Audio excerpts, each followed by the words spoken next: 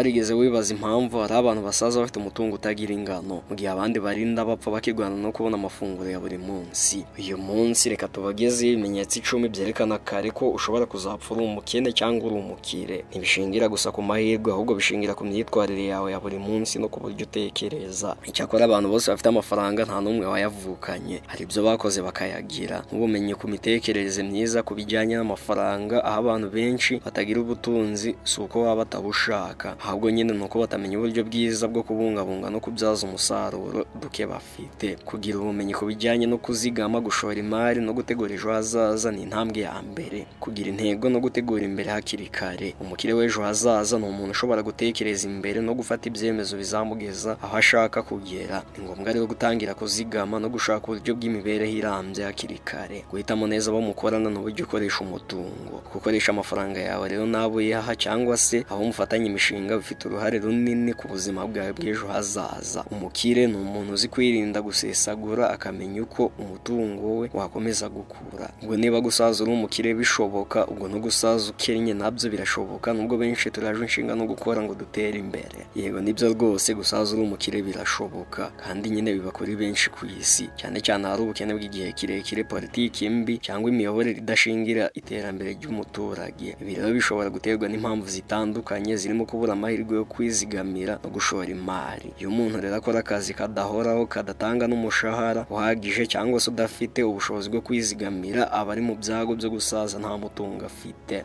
Impamvu ya kabiri igaragaza ko ushobora kuzasaza uri umukene, bimwe mu bihugu bikennye gahunda zita ku bageze mu zabukuru nk'impesheni n'ubufasha ku mibereho ziba zidahari cyangwa se zikora nabi. Ibi rero bigatuma usaza warakoze ariko nta byo kugufasha bihari. Iyo umuntu rero atigeze agira amahirwe yo kwiga cyangwa se kwiga ibimufasha guhanga umurimo, akenshi agira ibibazo byo kubona akazi keza, bikagira ingaruka ku buzima bwe bwose kugeza no mu zabukuru. Ikindi rero ni ibibazo by'amagara n'uburwayi. Ubuzima bubi cyangwa se indwara zitandukanye zidakurikiranwa neza bishobora kumutwara umutungo muto yari afite, cyangwa se kumubuza gukora igihe kirekire agasaza ntacyo yagezeho. Ikindi ni imyumvire. Hari aho abantu rero bumva ko amafaranga cyangwa se ejo hazaza biza, ubundi ntibategure iby'ahazaza hakiri kare. Ibi rero nabyo bishobora gutuma umuntu asaza ntacyo yiteguye. Ariko kandi hari icyizere. Iyo umuntu atangiye kare gutegurira ahazaza, akiga, akizigamira uko ashoboye, akirinda imyenda idafite umumaro, akanashaka uko yakwiteza imbere mu bushobozi buke afite, ashobora gusaza neza kandi afite agaciro. Dore ibintu 3 by'ingenzi rero byahinduye imitekerereze y'umukire dufata ko ari boss w'isi Bill Gates, bikanamufasha gutera imbere no kuba umukire ukomeye ku isi.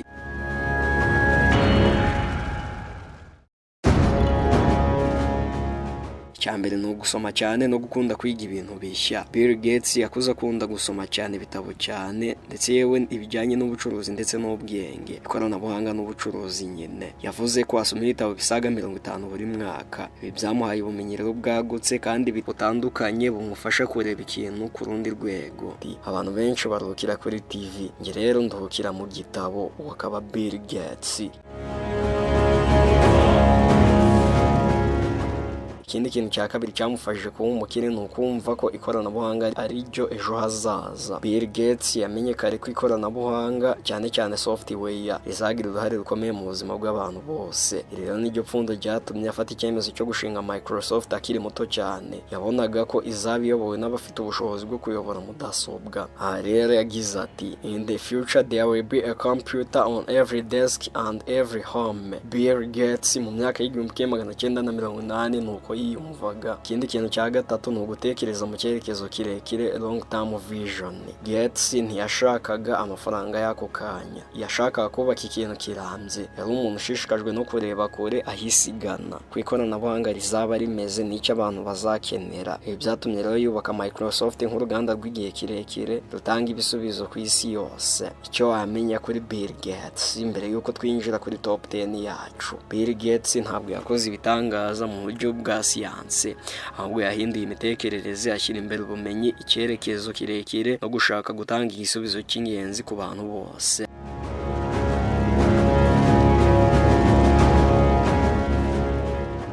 Ikintu cya mbere rero gishobora kuzakubera ikimenyetso cy'uko uzaba umukire ko byamera kose nko guharana inyota yo kwiga. Abakire ntibigira rimwe ngo birangire, baba bahora biga, gusoma ibitabo, kureba amashusho y'ubwenge, kwitabira amahugurwa. Uzi ko uwitwa Warren Buffett asoma amasaha 5 ku munsi? Niba rero nawe uhorana inyota yo kumenya byinshi, ibyo ni ibimenyetso bya mbere by'uko ushobora kuzaba umwe mu bakire isi izagira hazaza hacu.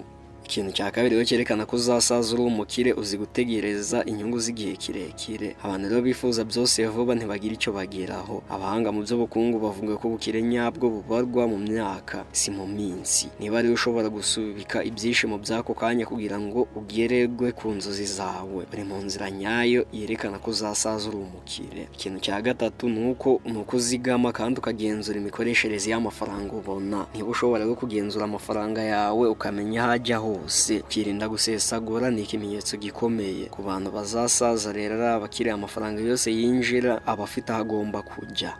Ikintu cya mbere cya kane cyerekana ko ushobora kuzasaza uri umukire, ufite intego zifite aho zishingiye. Abantu benshi bafite intego zifatika, zifite igihe n'uburyo bwo kuzigeraho. Baba rero bafite amahirwe menshi yo kuzabigeraho, si ugutekereza gusa ahubwo no kugira gahunda. Ikintu cya gatanu cyerekana ko uzasaza uri umukire, uzakira gutsindwa nk'ishuri, si nk'iherezo. Abantu benshi rero bacika intege iyo batsinzwe, ariko nyine abakire babifata nk'isomo. Gutsindwa kwabo ni intambwe baganisha ku gusohoza inzozi zabo. Ikintu cya gatandatu, uzi guhitamo abantu bagusubiza inyuma n'abo guteza imbere. Inshuti zawe niyo soko y'iterambere ryawe cyangwa se kugusubiza inyuma. Niba rero uhitamo abantu bazima, batekereza neza, bagushyigikira kandi bagufasha gutekereza kure, ni ibimenyetso by'uko uri mu nzira y'ubukire. Icya karindwi, ufite imitekerereze y'ubushoramari, ubona amahirwe aho abandi babona ibibazo. Nta muntu w'umukire rero utegereza akazi, ahubwo atekereza uko yashingira abandi imirimo. Nubona rero amafaranga ukabitekerezaho nka kapito aho kuba umushahara,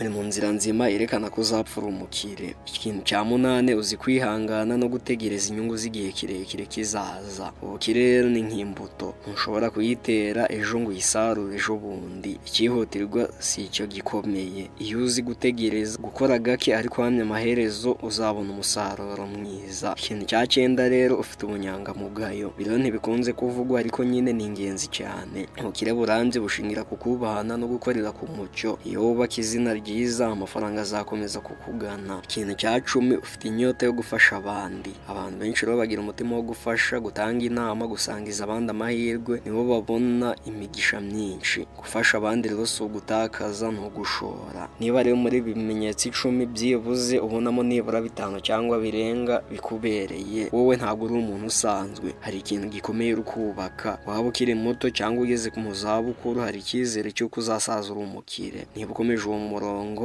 birimo neza rwose, biri mu nzira njyabukire.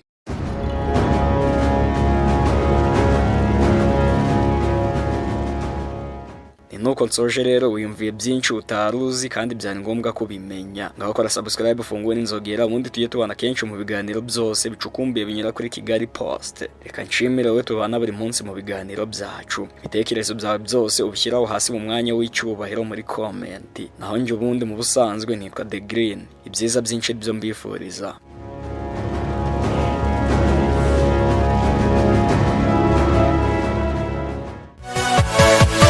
Yeah.